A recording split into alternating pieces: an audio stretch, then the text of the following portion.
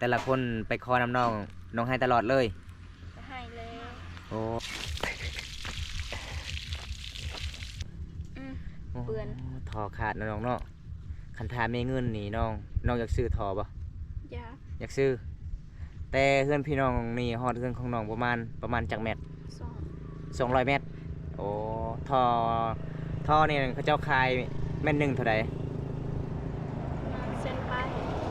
เม็ดหนึ่งเส้นป้ายกลัวเนาะกลัวเม็ดหนึ่งเท่าไหร่ฮะมัน2-4เฉดก็เจ้าขายเม็ดหนึ่งเท่าไหร่ไอ้ถามแพงเท่าไหร่เอามัน2 เซน3 เซน4 เซนน้องเข้าใจบ่ว่าไอ้ถามทอนี่เขาเจ้าขายเม็ดหนึ่งเท่าไหร่กูตะดังฮะเม็ดหนึ่ง2 เซน4 เซนบ่แม่นบ่แม่นบ่กายอีกโอ้ยแพงเด้พี่น้องเอ้ยเห็นบอกคนที่อยากเอาฟัวพลังฟัวลาวฟัวไทยบอมตาถามน้องซื้อเม็ดหนึ่งเท่าไรน้องก็เลยบอกว่าเม็ดหนึ่ง2 แสน3 แสนกว่าเนาะ4 แสนน้องว่าโอ้ยพี่น้องเอ้ยซื้อบ่ไหว้ครับเม็ดหนึ่ง4 แสนครับผมแม่นบ่น้องเม็ดหนึ่งเท่าไรน้องบอกตรงๆสบาย FC บางทีผู้ใหญ่ใจดีค่อยบ่ฮู้ก็จะเว้าแล้วนะเม็ดหนึ่งเขาเจ้าขายเม็ดกินทุกเม็ดเม็ดเงียบกันละเปิดดังแล้วเอ้าเม็ดก็บ่ฮู้อีกบัดนี้บ่ฮู้เม็ดอะจังล่ะว่าล่ะว่ายังบ่ฮู้ว่าอีกว่าหนึ่งเท่าไรขอขายนี่มันดังบ่ฮู้อีกคันบ่ฮู้ว่านี่เม็ดเม็ดหนึ่งเท่าไรยังคือตุยอีกกินยังฮะตุยสบายดีเนี่ยสบายดี เป็นยังไงดีใจเลยป่ะดีใจที่ได้เลี้ยวห้องน้ำโอ้ฮากะออกทายในห้องน้ำจักมืออีพอในห้องน้ำนี่2 มือโอ้มีหลายคนบอกมาซอยฮะปลาคือใหญ่แถท้องเลยป่ะบ่นะบ่อ้วนเป็นอ้วนมันสิเป็นใหญ่เลยเนาะมันสิเป็นสาวอ้วนสาวตุ้ยเขาว่าพี่น้องอันนี้ก็สาวจอยสาวอ้อยบ่สาวอ้อยพี่น้องบรรยากาศยังแรงน้องสิไปใส่บัดนี้สิฮอดพักส่วนพักน้องอยู่ใส่ท้องคนเลยโอ้มันมี2 ส่วนบ่อีพลอยมีไปใส่มื้อนี้ไปปลูกมันโอ้ส่วนน้องเป็นยังคือบ่ปลูกมันเขาให้เฮ็ดแบกกันแรงเอาติดตอนเช้าอ๋อตอนนี้ส่วนสาวจ้อยนึ่งข้าวบ่ส่วนสาวอ้อยฮอดฟักตักน้ำบรรยากาศยามแรงเนาะเพราะว่าอยู่ทางพุ่นก็จะเป็นสาวจอยบ่สาวจอยกับลังสีตากเข่าพี่น้องเลยบ่สิไปไซตอนนี้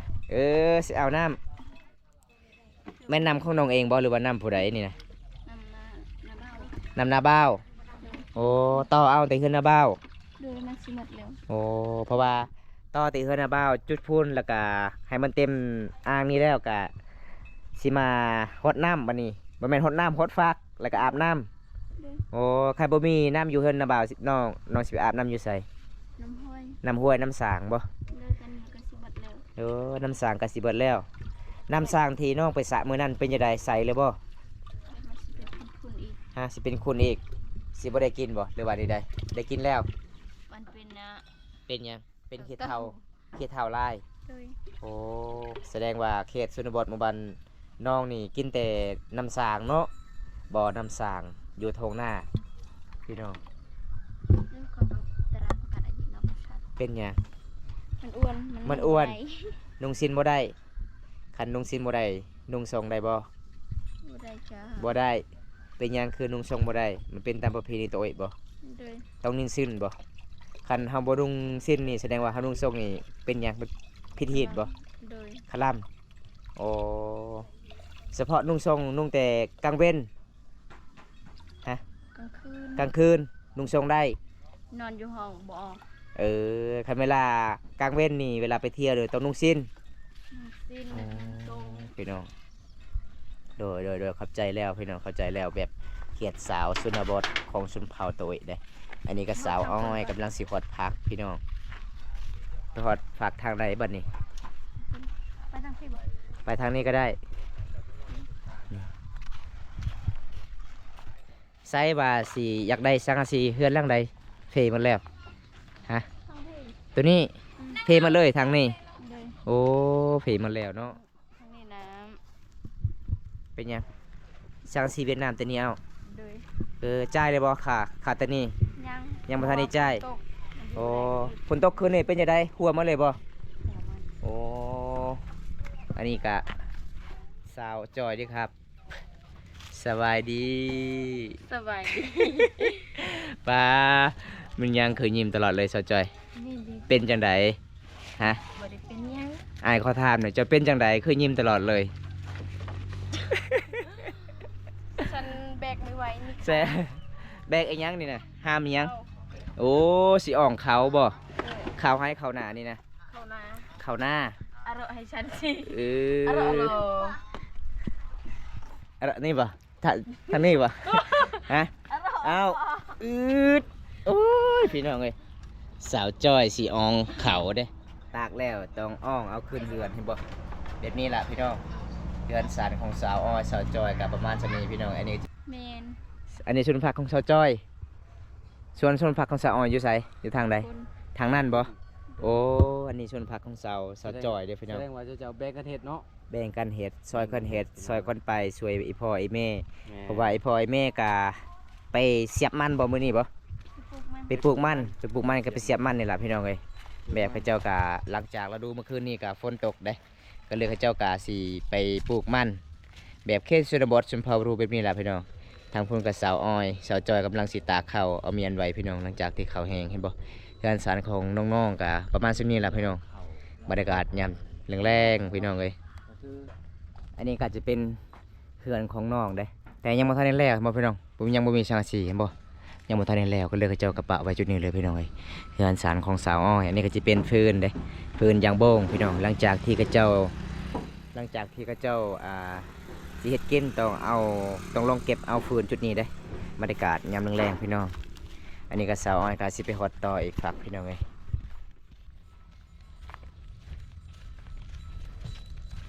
บรรยากาศตอนนี้แรงพี่น้องเว้ยโคตรคักโคตรง่ายเลยสวยพอช่วยแม่เพราะว่าวิถีชีวิตของชาวบ้านเฮากาแบบนี้แหละเนาะวิถีชีวิตกาแบบนี้แหละตอนแรงๆมากา ภาษาหยังจะบอกกินนะฮะเคยบอกเข้าใจเลยภาษาหยัง โอ้ยได้สามหมาก ฝาก พี่น้องเว้ย ฝากไอ้หยังภาษาเจ้าเอิญ พักหยัง ทางหอมปลา ฮังลาว หัวลาว ฮังอ หางอ ฮังลาว พักงอเล่าว หางอลาว โอเค ภาษาลาวเด้ ข้าวคำปลา อ้าว ไม่เห็นบ่บ่หอมปลา เว้นหรอกโอ้โห จังได้แหละไปกับบ่ฮู้คือกันเลย โอ้โหเขาเป็นภาษาลาวเด้ เป็นอย่าหดอายเด้จะน้อยน้อง คน ของ เกิ อาย บให้ข่าวนะ จะน้อยน้องของอายให้เด้จะหดเด้เอาคือบ่หดทางนี้ พอแล้ว พอแล้ว เรามีน้ สิพอทางใดไปอีกมื้อนี้ ำน้ำบ่พอน ำบ่พอบ่ พ่อ โอ้ผู้ใดปลูกยาสูบนี่ แม่ ยาเส้นเนาะนี่เนาะยาเส้นแบบเขตชนเผ่าตะโอยพี่น้อง มาสู้หรือมา เบอะๆนะเขามากิน มากิน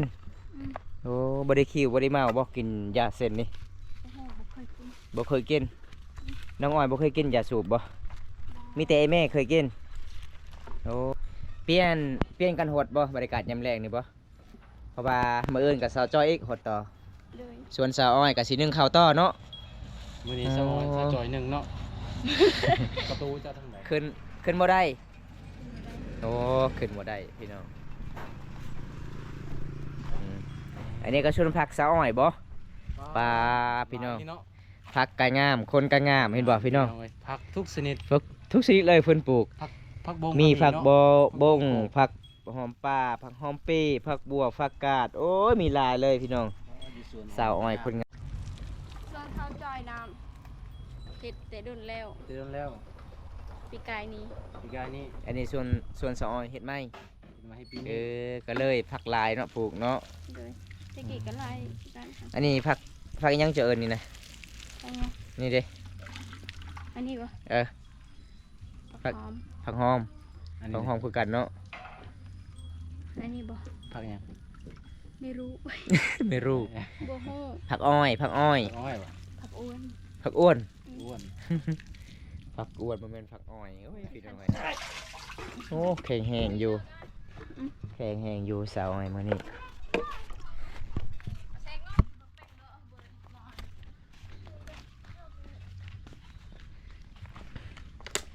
อ้าวฮดบัดนี้ มื้อเจ้าก็โหดบ่อ้อย เข้าใจ ให้จอยอีกโหดเนาะมื้อนี้นะเจ้าโหดไว้ผู้บ่าวช่วยบ่ ว่า ให้คุณตาก็ได้ค่อยก็ได้ เตายาง นะ ยืดจอกาคือเอาไปยาฮดอายุไม่อยากหลับฟ้า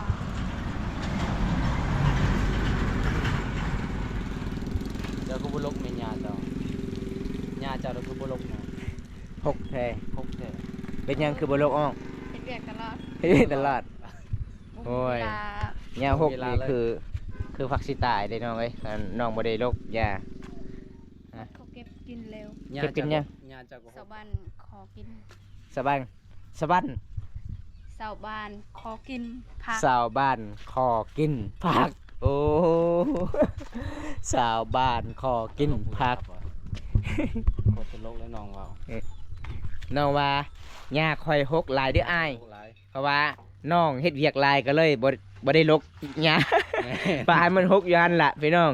แม่นบ่อ้อย โดย นี่ครับบรรยากาศยามแรงเห็นบ่ ขยัน วิถี มาก ชีวิตสาวอ้อย3-4เทื่อฮดก็บ่แล้วพี่น้องเอ้ย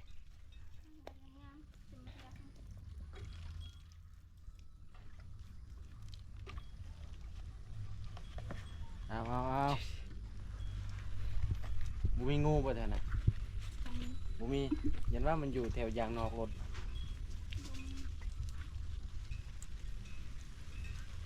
ผักงามเนาะอ้อยเนาะคนก็งามผักก็งามเนาะ ทางล่างนะโคตรเลยบ่ คนบ่งามงามแต่ผัก มันยังบ่พอเลย บ่พอยัง บ่พอยัง บ่พอมนำบ่พอค่ะ นำบ่พอคือว่าคนบ่พอโอ้ยเจ้าอันนี้เนาะเว่าภาษาลาวบ่ฮู้เนาะบ่ฮู้เลยว่าภาษาลาวเว้าฮู้แต่ภาษาโตย ผู้ชายไม่เพราะว่าเขาตัว พอโตยกับบุหูภาษาลาว ปลา3-4เทื่อ5เทื่อพี่น้องสาวอ้อยเที่ยวไปเที่ยวมาเห็นบ่ฮอดน้ำบรรยากาศยามแรงๆบ่แม่นฮดน้ำฮดฟักพี่น้องเอ้ย ฮดน้ำหรือฮดฟัก ซิมัดเลยบ่ ฮดฟัก กดผัก ฮดฟักพี่น้อง อ๋อน้ำกันยังละเหนียวละเดียวนะโอ้ย เบิ่ง คนละเหนียว เอกลักษณ์สัญลักษณ์ชิ้นของชุมพรโตยเห็นบ่มันงามหลาย กอง ชุมพรมังกรบ่คือได้ชิ้นชุมพรมังกรผู้ใดเอามาให้ เฮ็ด อีแม่เฮ็ดให้โอ้เขตบาดสาวอ้อยเฮ็ดเองบ่แม่นบ่ เฮ็ดบ่เป็น เฮ็ดบ่เป็นเจะเฮ็ดอีหยังเป็น เดี๋ยวเป็นผัก เป็นแต่ฮดฟัก เด้อ คิดว่าเป็นแต่ฮดอายบ่แม่น น้องเคย ยังบ่เคยเอาคือว่าฮดฟักได้ นี่ครับหยอกกันครับเห็นน้องๆฮดฟักแล้วหยอกกันพี่น้องบรรยากาศยามแรงๆเห็นบ่วิถีชีวิตสาวอ้อยสาวจอย งามสิอ้อยอ้อยเดี๋ยวเพิ่งงามสิ ใส่บาสิบ่ลก กินยังวะ หญ้า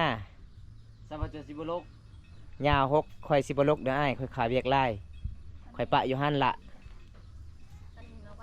ว่าง วาง ตอนนี้ว่าง วางก็เลยลกออกเนาะให้มันออกในอยนึงเนาะให้มันเห็นหัวนิดนึงพี่น้อง แม่น พี่น้องเอ้ย แสดงว่าพักเจ้าเราบ่เห็นหยังเลยเนาะมีแต่หญ้าเนาะ น้องเห็นอยู่บ่ฝักบ่มันหกหลายเลย เห็น เห็นอยู่น้องแซน้องซองก็แจ้งอยู่บ่ แกง แจ้งอยู่แต่มันหกหลายเนาะพี่น้องฝักของน้องก็หกหลายมีแต่หญ้าเบิดน้องก็คาเวียกหลายก็เลยก็บ่ได้ลกหญ้าพี่น้องตัวนี้น้องๆก็น้องอ้อยก็สิลกหญ้าก่อน อย่าลกผักหอมมันเด้อผักหอมก็ เดี๋ยวเอาแล้วบัดแล้วบัดนี้ผักหอมก็มันลกเป็นบ่ เวลาหญ้าสีขึ้นนี่ต้องน้องลกเลย แม่ หญ้าหกหลายน้องลกบ่ไหวเด้ บ่ไหว มีแต่บอกอ้ายไปซอยไปลกซอย ได้ปะมื้อหน้า ได้ ไอหลีบ่อย่าตัวได้อ้ายสิไปลกซอยเด้อมื้อหน้าเด้อ เลย คันน้องบ่หายหั่นน่ะ บ่หายดอก บ่หายบ่ เลย บ่แท้บ่ ดีบ่ใจดีแบบเบา หลายๆคนบ่เว้าน้องบ่ ใจดำแล้วก็เว้าเนาะ บ่น้องหลายๆคนบ่เว้าเจ้าว่าใจดำสิบ่ให้พัก เขาบ่เคยเว้าค่ะ ฮะ เขาบ่ได้เว้า เขาบ่เคยเว้า แต่ละคนไปขอน้ำน้องน้องให้ตลอดเลย ก็ให้แล้ว โอ้คิดว่าโอ้ยข่อยบ่ให้ข่อยเด้อข่อยเมื่อยฮอดฟักเจ้าบ่เฮ็ดบ่บ่เว้าอันนั้นบ่ บ่ได้เว้า บ่ได้เว้าเนาะผู้ใดขอก็ต้องให้เนาะ คุณบ่วงกับบ่าวคนตาไปขอสิให้บ่ ให้เอามากินเลย ให้มากินเลย เอาหมดนี้เลยบ่เอามือหมดนี้เลย โดย สองคนได้สากันเอานันเดียวมันก็บ่พอกินเลย เจะใช้ให้หลายบ่หรือว่าเจะใช้ให้น้อย อยากกินก็กินหมดเลย กินหมดเลย กินมันเลย อีพ่อแม่บ่ได้ให้บ่เจ้าให้หมดสมอายกินนี่ โอ้ บ่ได้ให้ สิทธิ์ของเจ้าเนาะ บัดสะจอยสิให้เจ้าเด้เจ้าสิว่านี่ได้บัดนี้ เราบ่หายดอก บ่ให้บ่ส่วนพักสะจอยมีติดพวก มี มีแต่พวกนั้นออกไปแล้วเจ้าไปแล้วโอ้บ่ ส่วนพักสะจอยมีติปลูกผักบัวเนาะ หญ้าเฮลหมูบ่ว่าจังได๋ พอแหละซุมนี้ ฮะ เลย พอสำนี้เลยบ่ อืม เอาสิฮอดต่อบัดนี้เห็นบ่พี่น้องเพิ่นว่าผู้ใดอยากกินผักของสะออนสะจอยมาขอได้เลยเพิ่นก็ให้ฟรีพี่น้องเอ้ยแบบเขตชนบทผู้สาวใจดีใจดีเด้เพิ่นบ่เว้าหยังพี่น้องว่าเจ้าคือขี้คร้านปลูกเพิ่นก็บ่ได้เว้าในนั้นเลยพี่น้องแบบหลายๆคนไปขอเพิ่นว่าเก็บมาเอาโลดกินโลดเห็นบ่แม่นบ่อ้อย เผาโตอีก โอ้ ใจดี แม่นเนาะ ใจดีแล้วละ แล้วบ่ ยัง ยังอีกยังอีกยังบ่ทันได้แล้ว อันนี้เนาะ ผักบัวยังบ่ทันได้แล้วโอ้ แต่ว่าล่างหน้าจากนั้นมีน้ำ ฮะสิล้างหน้า อืม สิล้างหน้าอาบน้ำ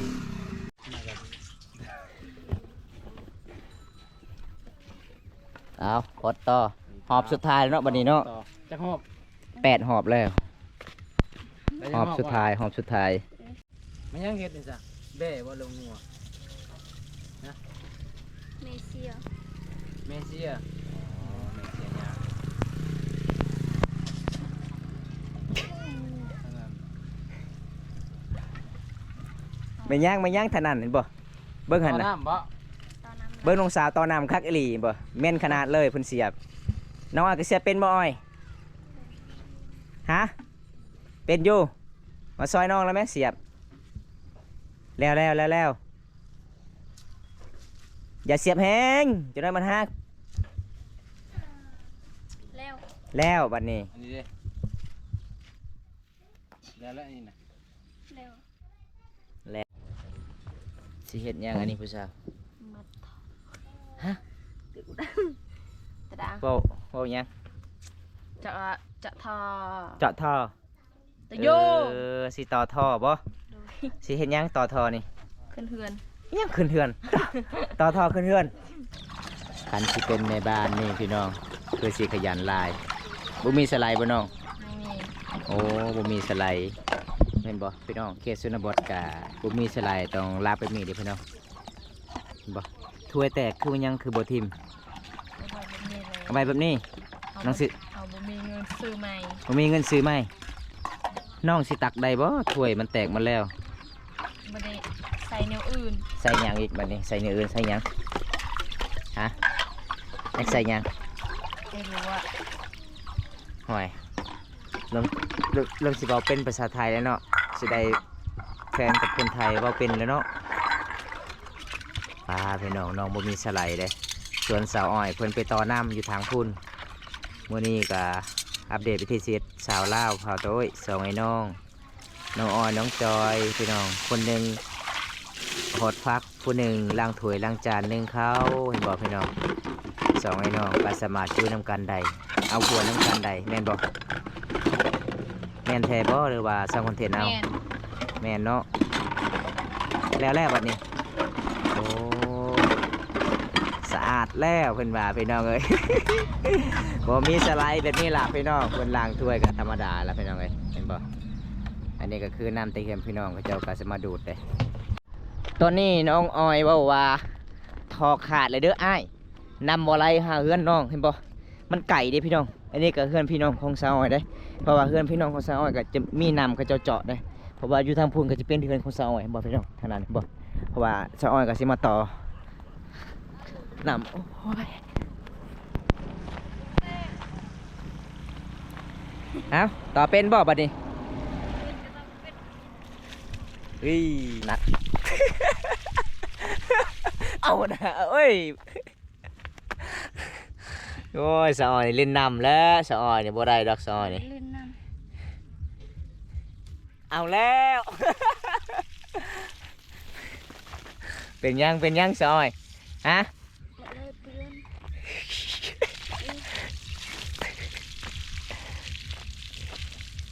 บ่ได้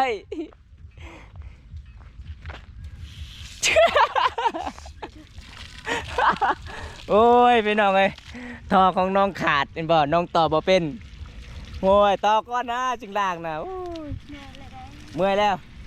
เส้นกระเบิดเปียกเห็นบ่พี่น้องเรื่องของน้องบ่มีทอ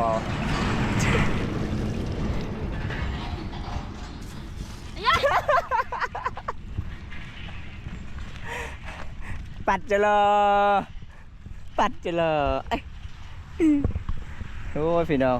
นังว่ากาสิไปปิดนำอยู่ให้พี่น้องก่อนเด้เพราะว่าท่อของน้องที่ต่อมานี่มันจะขาดเห็นบ่พี่น้อง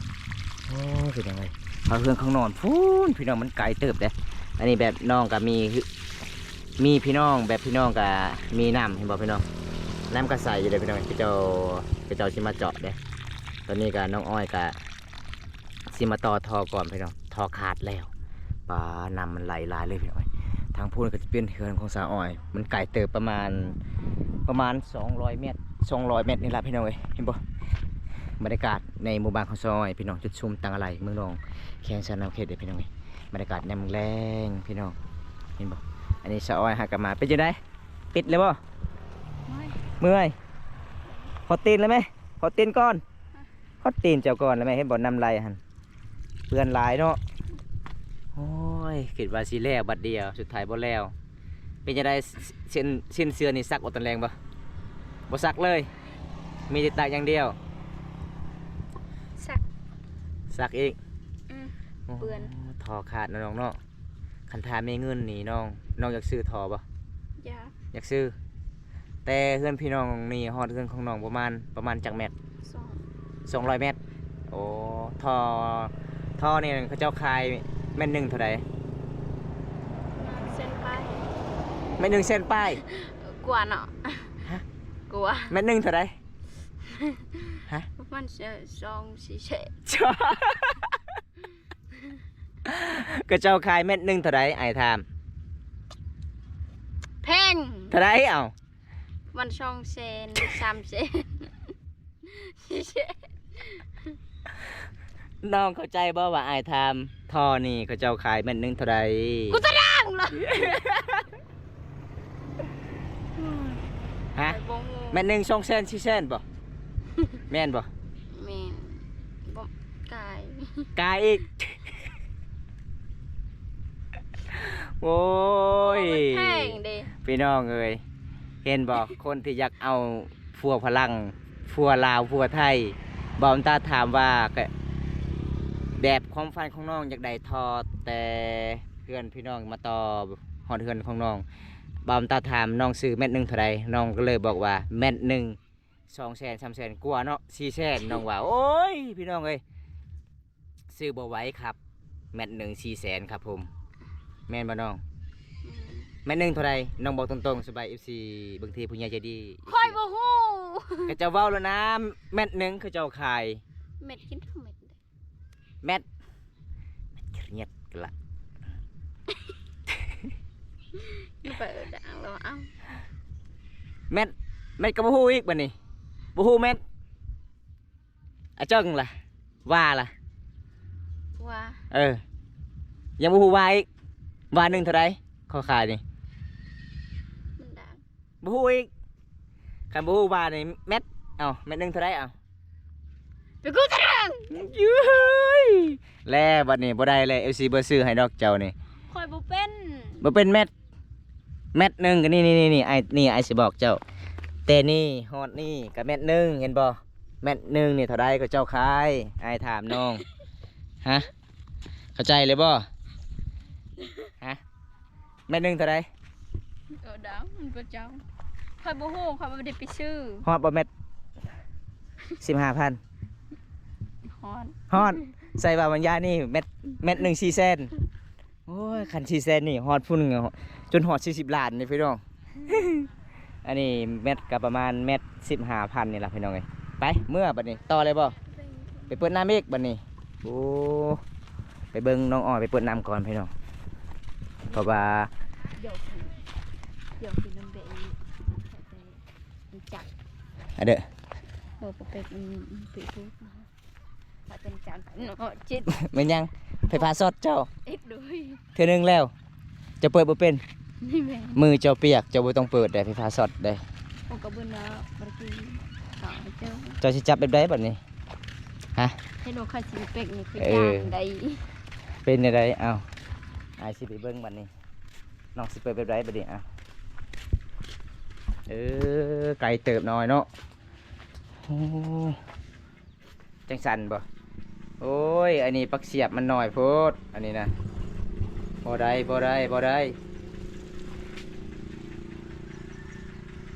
ระวังได้เอ้ยโอ้ยตายโลดสะออยเสียบไฟฟ้ากับบ่เป็นเซ็ตยานแหงบ่ อย่า ฮะตกใจเลย ไม่ตัดแม่ลงเงินสลิมนุ่ง ตกใจเลยวะฮะเสียเป็นแล้วบัดนี้เนาะ เป็นแล้ว เป็นแล้วตอนนี้สิไปซอยไปใส่ต่อบัดนี้สิกลับเพื่อนเพราะว่าน้ำก็ไล่เลยบ่น้ำบ่ ได้แล้ว แล้วบ่ค่าแล้วบัดนี้น้องต่อแล้วโอ้มันนอกพิธีเนาะน้ำเนาะนี่พี่น้องเขาเจ้าก็สิมาต่อจุดนี้ได้น้ำเลยเห็นบ่อันนี้ก็จะเป็นอ่างน้ำเห็นบ่เจ้าสิมาต่อแบบนี้ล่ะเพราะว่าสาวอ้อยก็สิมาต่อถอยอีกได้เพิ่นพี่น้องจนหอบไปฟุ้นพี่น้องฟุ้นพี่น้องเอ้ยมันไก่เด้พี่น้องเอ้ยเป็นจะได้สาวอ้อยมื้อนี้ต่อน้ำสำเร็จเนาะเพราะว่าความพันของน้องจะได้ทอบ่ คันมี อยากได้ทอกับสังสี ช่างอาชีเนาะก็มีผู้ใหญ่ใจดีก็อยากได้ที่สุดก็คือช่างอาชีกับทอเนาะเพราะว่าสบาย ทอหนักใครเน่แต่ว่าสังสี ช่างอาชีเนาะฝนตกคืนนี้เป็นจังได นอนบ่ได้ นอนบ่ได้เลย โดย โอ้เพราะว่าช่างอาชีมันเก่ามันก็มันสิพังเลยเนาะโอ้พี่น้องเพราะว่าในห้องของสาวน้อยชะจอยนี่ก็ฝนตกเมื่อคืนนี่ก็หัวคือกันบ่ หัว โอ้ฝนตกหลายบ่คืนนี้ ข้างอก เปียกหมาเลยส่งเสือของน้อง เปียกบ่ไหล เปียกละเปียกหลายบ่ บ่ เปียกบ่หลายเนาะโอ้ มีแต่ทางพ่อแม่น้อง พี่น้อง นี่ จังไดอายเขากลับกันเด้อน้องเด้อ โดย มื้อนี้อายก็บ่มีหยังสิพักน้องมาเยี่ยมยามกับประมาณ10ละ โดย มื้อหน้าพบพอกันใหม่เด้อน้อง โดย บ๊ายบาย FC นี่ บ๊ายบาย บ๊ายบายไปกันเด้อบ๊ายบายครับบ๊ายบายครับเอาพี่น้องตอนนี้ก็บอมตาก็ไปเยี่ยมยามน้องอ้อน้องจอยกับประมาณนี้แหละพี่น้องบรรยากาศยังแรงเลยอัปเดตวิถีชีวิตซอยชายจอยพี่น้องเอ้ยเมื่อคืนนี้เพิ่นตกหมู่บ้านบอมตาแต่มื้อนี้ก็อากาศมันก็สิเป็นหนาวๆเด้อพี่น้องเอ้ยเป็นหนาวๆเด้อแต่เฮือนของน้องก็ช่างสีมันสิพังแล้วความพันของน้องก็อยากได้ที่สุดก็คือช่างสีล่ะพี่น้องเอ้ยคลิปนี้ก็บ่มีหยังหลายพี่น้องคลิปหน้ามาพบกันใหม่พี่น้องเอ้ยขอกล่าวคำว่าราตรีสวัสดิ์ผมครับบ๊ายบายครับ ตะต้อยคือเนาะยอบยุบไรเยอะบ่นอนไตมันก็ตาลาบ่ได้ลาจัง